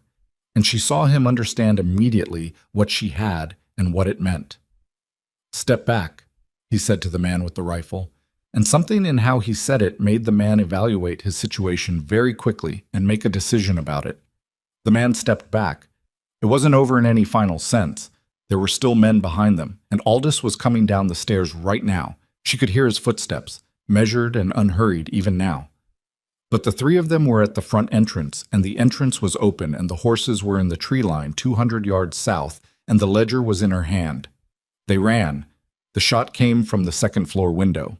A rifle, one of the men she hadn't accounted for. And it went wide and high, which was what shots from windows at running targets usually did. But it was close enough that she felt the air move differently for a half-second. Then they were past the open ground and into the trees, and the horses were where they'd left them, tied and waiting with the patient disinterest of horses who don't share human anxieties about timing. Gideon was bleeding from somewhere on his left arm. She saw it when he reached for his horse's reins, a dark stain on the coat sleeve that he hadn't mentioned and wasn't going to mention. She didn't say anything about it either, not yet. They were moving. They were a mile east of the courthouse before anyone spoke. "You got a ledger," Reyes said. She was breathing hard but controlled. "How much is in it?" "Enough."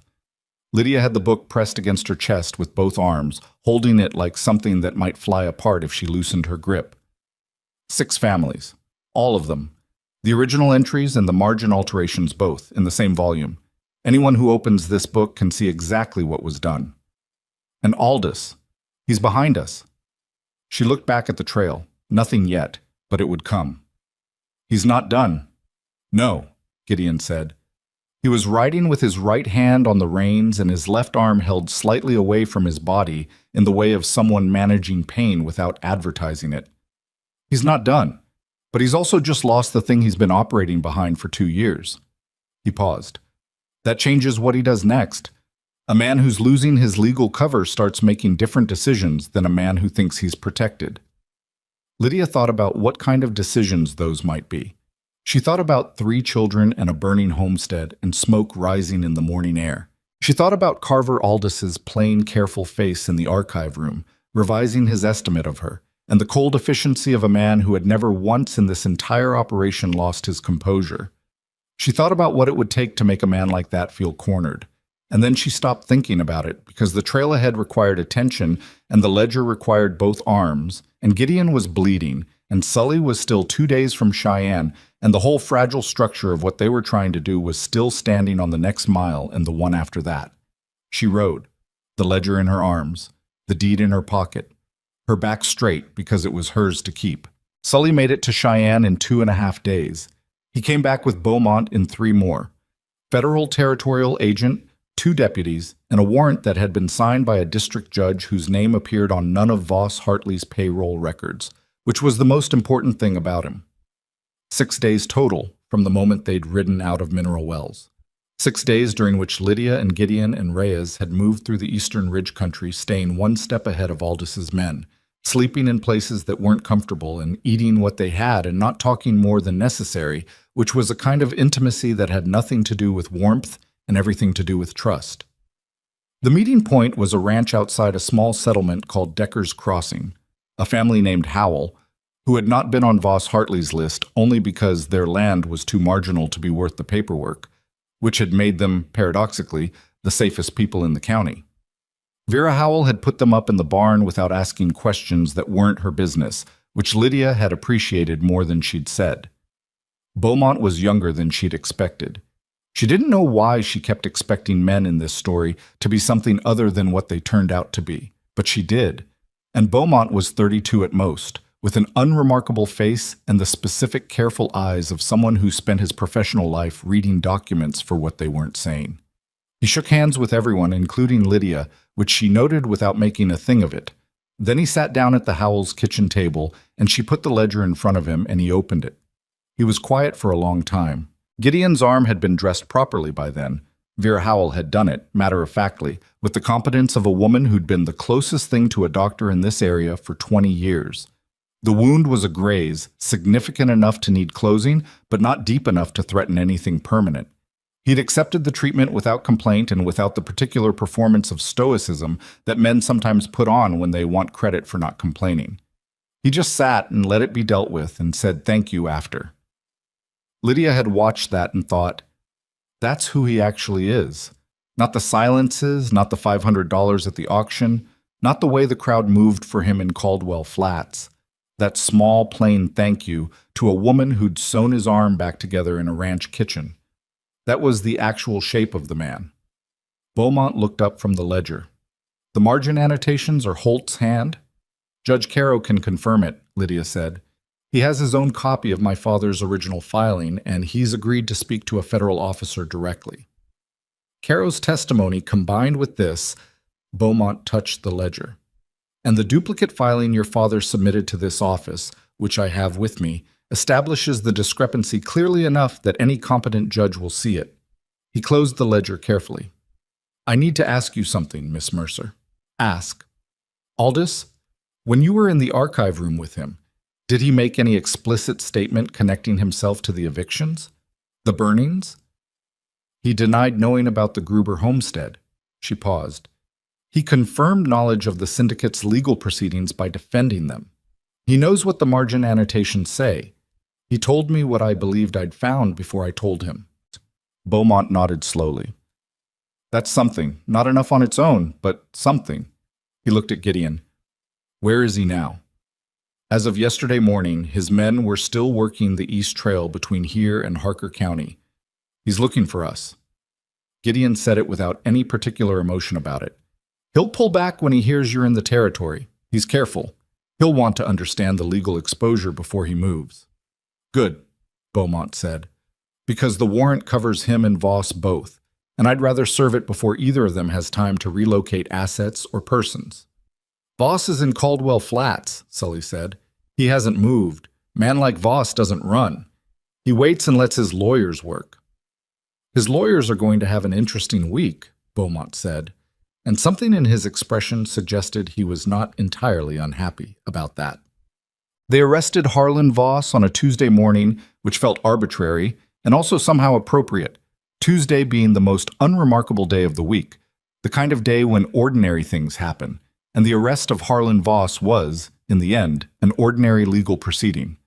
Beaumont served the warrant himself, with his 2 deputies present, and by all accounts Voss received it with the same pleasant expression he brought to everything, as though he'd been expecting a social call and was mildly surprised by the paperwork, but not undone by it. He was undone by it. That came out later. Carver Aldous was a more complicated matter. He'd been moving when Beaumont's deputies came looking, which meant either he'd gotten word or his instincts were good enough that he'd read the situation correctly before the word arrived. They found him 2 days later in a town called Pryor, 40 miles southeast, trying to arrange transportation on a stage line heading toward the Eastern Territories. Beaumont's warrant reached Pryor about 6 hours before Aldous's stage was scheduled to depart, and the gap between those 2 timelines was what determined the rest of his story. He went quietly. Lydia didn't know what she'd expected from that, some last demonstration of the coldness that had organized so much damage so efficiently, but by the account Beaumont gave her afterward, Aldous had simply looked at the warrant, looked at the deputy, and said he'd like to consult a lawyer, which was his right, and which he exercised, and which turned out to matter much less than he'd probably calculated, because the 1882 ledger and Caro's testimony and 6 other corroborating documents from Sully's months of collection added up to something a lawyer couldn't easily reshape. Judge Holt's immunity, which he'd apparently been counting on, evaporated when 2 of his court clerks came forward separately to describe the process by which the margin annotations had been added to existing records. People, it turned out, talked when the organization they'd been afraid of started visibly collapsing. That was a thing Lydia hadn't fully understood before. How much of that kind of power depends not on the actual capacity for harm, but on the belief that the capacity is intact.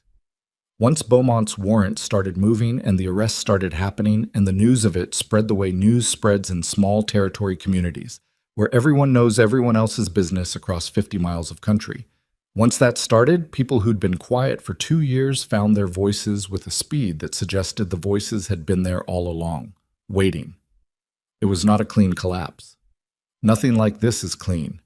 There were lawyers who delayed things and documents that had genuinely been destroyed, and at least 2 members of Holt's court whose specific culpability was hard enough to establish that Beaumont had to let it go, which he did with visible displeasure.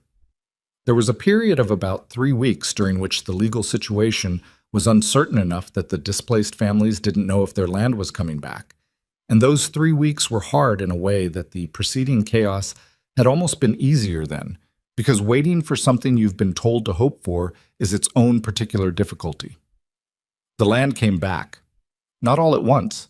The federal order restoring the fraudulently repossessed properties came through in stages, each family's claim reviewed and certified individually, which meant some families knew weeks before others.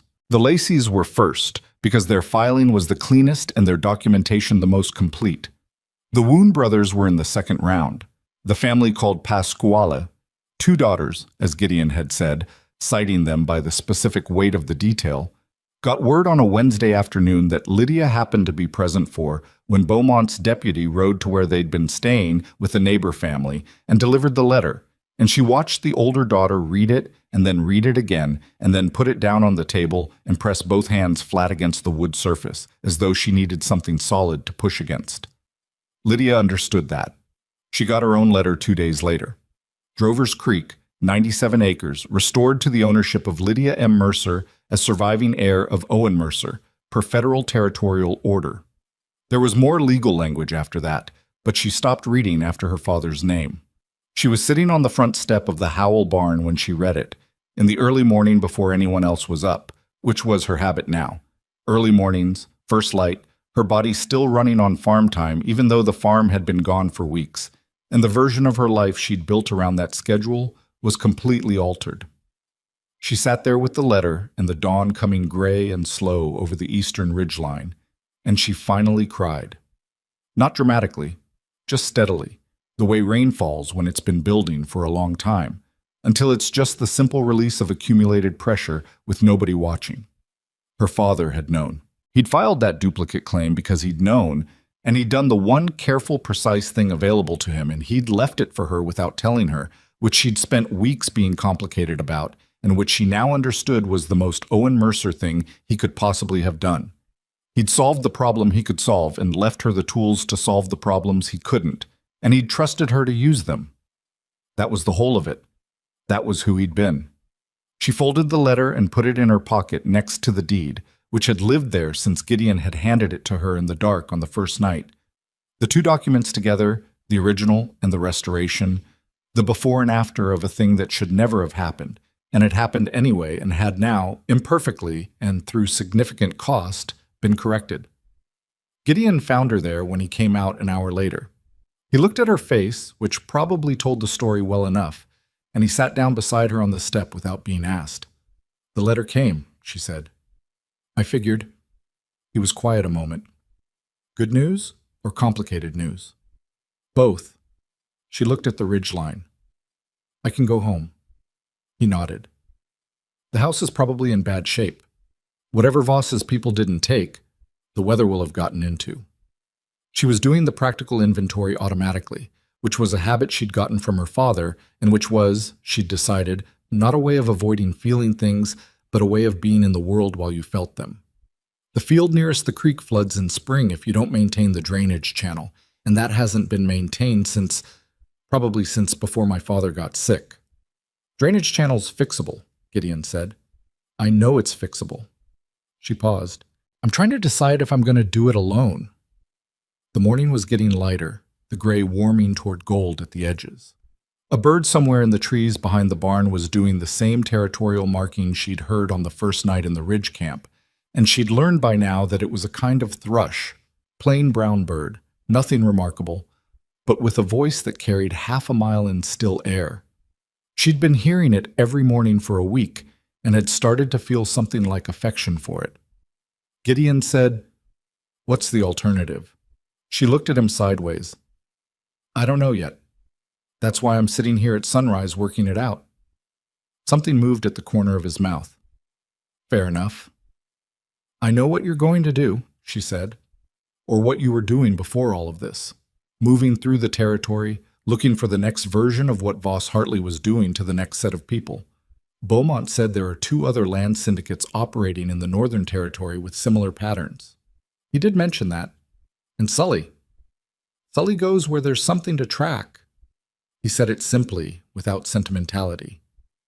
He's been doing it for years. It's what he does. And Reyes. Gideon was quiet for a moment. Beaumont offered her a position, Deputy Federal Inspector, Territorial Circuit.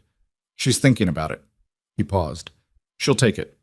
She's been looking for a way back into something official since they pushed her out of the county job. Lydia thought about Reyes, the quick intelligence of her, the way she processed situations without wasting time on the parts that couldn't be changed, the tin of pine resin salve she'd handed over in the firelight on the first night. She'll be good at it, she said. Yes. What about you? He looked out at the ridgeline the same way she'd been looking at it. The gold was spreading now, the first actual color of the day coming in at the horizon. I've got unfinished business in the Northern Territory, he said. 2-3 months of work if the situation is what Beaumont thinks it is.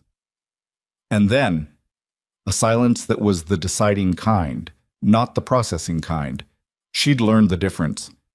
I don't know, he said. I've been not knowing for a while now. He paused. The Drovers Creek bottomland. You said it floods in spring if the drainage isn't maintained. Yes. That's a 2-person job. The drainage work. She looked at him. It's really not. It's a 1-person job that's easier with 2. All right. He met her eyes. A 1-person job that's easier with 2. She understood what that was and what it wasn't, and she didn't try to make it into more than it was or less than it was, because either direction would have been wrong. It was an honest statement from a man who didn't make dishonest ones, not a promise that the future would be a particular shape, not a declaration that rewrote everything that had come before it, just a fact about what he thought he might want to do when the Northern Territory business was finished, offered plainly and left with her to do with what she would. I'll be there, she said, working on the drainage channel. He nodded. She nodded. The sun came all the way over the ridgeline then, the full morning light landing across the Howell Ranch in a way that made everything look very specific and very real. The weathered boards of the barn, the vegetable garden Vera Howell had maintained through all of this, with the stubborn practicality of a woman who understood that the world required feeding regardless of its current dramas. The 2 horses in the corral that were theirs, the gray mare's foot almost completely healed now, the dark bay with the white blaze that Sully had brought back sound from Cheyenne exactly as he'd promised.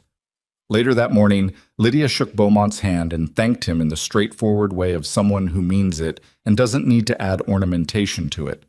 She hugged Reyes, which surprised them both slightly, and Reyes hugged her back with the competent firmness of a woman who doesn't do things halfway.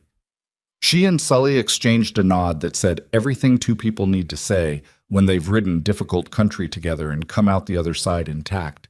She saddled the gray mare herself, the way she had in the livery stable in Caldwell Flats on the first day, except that her hands didn't fumble the cinch this time, and the numbness in her wrists had been gone for weeks, and she was not the same person who had stood on that platform in the ruined blue dress and picked a point on the livery stable's corner post to look at.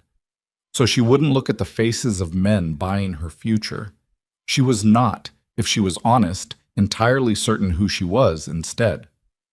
That was the part nobody talked about. Not about survival, not about winning the legal fight, not about land restored and documents authenticated and the correct people arrested.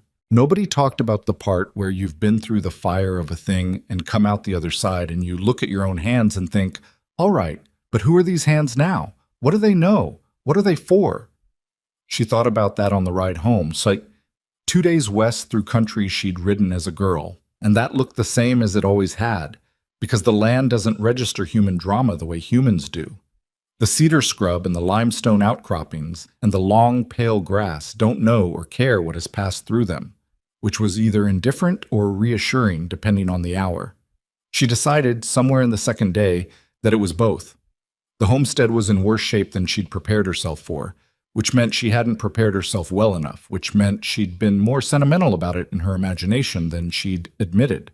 The house was still standing, the walls were sound, the roof had lost some shingles but hadn't collapsed, but there was a particular kind of abandonment that goes beyond physical damage, a quality of emptiness that a place acquires when the people who gave it meaning are gone, and the Mercer homestead had that quality in full. She stood in the yard for a while looking at it, then she went inside and opened every window and let the September air move through. She found, in the back of the bedroom closet, a pair of her father's work boots that Voss's men had apparently not thought worth taking. She sat on the floor of the closet with the boots in her lap and didn't cry this time. She'd done that already, in the early morning on the Howell Ranch step, and this was a different feeling, quieter and less acute. More like a conversation, more like, I know you did what you could do. I did what I could do. Here we are. Here she was. The drainage channel took her the better part of 2 weeks working alone, clearing the autumn debris, regrading the slope above the near field, replacing the wooden sluice gate that had rotted through at one end. She worked from first light to last, and ate badly and slept well, and by the end of the 2 weeks the channel was clear and functional, and the near field, when the autumn rains came, drained the way it was supposed to drain. Small victories. She was learning to count them. Reyes wrote to her from the Cheyenne office in October. She'd taken Beaumont's offer, was working the northern circuit, had already turned up records irregularities in 2 counties that Beaumont's office was examining. The letter was short and practical and ended with, I think of the Ridge Camp sometimes. Stay warm. Lydia wrote back. She told Reyes about the drainage channel and about the shingles she'd replaced and about the gray mare's foot being completely sound now. She told her about the morning she'd found her father's old coffee tin on the shelf above the stove where it had always been, still with coffee in it, dried to a hard brown residue, and how she'd cleaned it out and put it back on the same shelf and used it every morning. She didn't explain why. She thought Reyes would understand without the explanation. October became November. The light changed, the low amber light of late season that makes the ridge country look like something preserved in amber itself, golden and still. She fixed the fence along the north pasture and rebanked the root cellar and did all the work of a farm coming into winter. The unglamorous, uncomplicated work of maintenance and preparation. The kind of work that is not dramatic in any particular way and that is completely real. One evening in late November, she was banking the fire for the night when she heard hooves on the approach. She didn't reach for anything. She'd learned to distinguish between kinds of arrival by now. The sound of someone coming with purpose from the sound of someone coming with threat. And this was the former. She went to the door and opened it. The dark bay with the white blaze stood in the yard, and the man on its back looked at her with gray-green eyes under a hat brim, trail dirty, a week's worth of beard, hands on the reins that were the hands of someone who'd been riding for a while and had more riding in them still. Northern Territory, she said. Done, he said. She stepped back from the door and left it open. He unsaddled and turned his horse into the corral with the gray mare. They stood at the fence together, noses almost touching in the way horses greet each other, establishing their acquaintance. And then he came inside and she put coffee on, and neither of them said anything for a while, which was fine, because silence had never been the problem between them. The fire banked, the coffee was ready. Outside, the November wind moved through the cedar scrub and made the particular sound it makes in dry country. A low, continuous, indifferent sound that has been making itself since before any of the events of this story and will go on making itself long after every person in it is gone and the records of what they did have turned to dust. But the records hadn't turned to dust yet. They were in Beaumont's office in Cheyenne, carefully cataloged, part of a federal case that had resulted in the dissolution of the Voss-Hartley Land Syndicate, the criminal prosecution of its principals, and the restoration of 8 homesteads to the families from whom they'd been taken. Harlan Voss was awaiting trial. Carver Aldous had entered a guilty plea to federal fraud charges in exchange for cooperation that his lawyer had apparently convinced him was necessary, which was a kind of justice, imperfect, negotiated, arriving through legal machinery that grinds slow and uneven and doesn't always produce outcomes that feel proportionate, but arriving. Judge Caro had testified. He'd done it badly in the sense that the questioning had distressed him visibly, his voice going thin in places and his hands shaking on the documents. And he'd done it well in the sense that he'd told the truth clearly enough that even the opposing lawyers hadn't been able to find meaningful purchase on it. Lydia had heard this secondhand from Beaumont, who'd reported it without editorializing, and she'd thought about what it costs a man in his 70s to say out loud in a federal courtroom that he'd been afraid and that the fear had made him complicit. She thought it probably cost more than people who hadn't done it would assume. She thought about that sometimes, about the cost of fear and the cost of overcoming it, and the fact that both are real and neither cancels the other out. You could be afraid and do wrong, and also, later, at considerable personal expense, do right, and both of those things would be true about you simultaneously, and neither would erase the other. That was a complicated thing to sit with, and also, she had come to believe an important one. Simple stories about who people are don't prepare you for actual people, who are almost always more than one thing at once. Owen Mercer had been quiet and methodical and had not told his daughter when he knew trouble was coming, and had also filed the document that made everything that followed possible. Gideon Cross had paid $500 for a piece of paper and said it wasn't about what was right, and also, in every subsequent action, had behaved as though it entirely was. Carver Aldous had built a machine for harm with extraordinary care and discipline, and had also, at the end, been undone by the survival of a ledger he'd been afraid to destroy, because destruction itself would have been evidence. People are more than one thing. The world is more than one thing. That's not a comfort exactly, but it's the truth. And the truth turns out to be more useful than comfort most of the time. Lydia Mercer poured 2 cups of coffee and set one in front of the man sitting at her father's kitchen table, and sat down across from him with the other. The fire was warm. The deed was in the box on the shelf where she kept the important papers. The drainage channel was clear, and the near field would drain properly in spring, and there was work to do in the morning and the morning after that. She was home. It was imperfect and real and entirely hers. That was enough. That was, she had decided, exactly enough.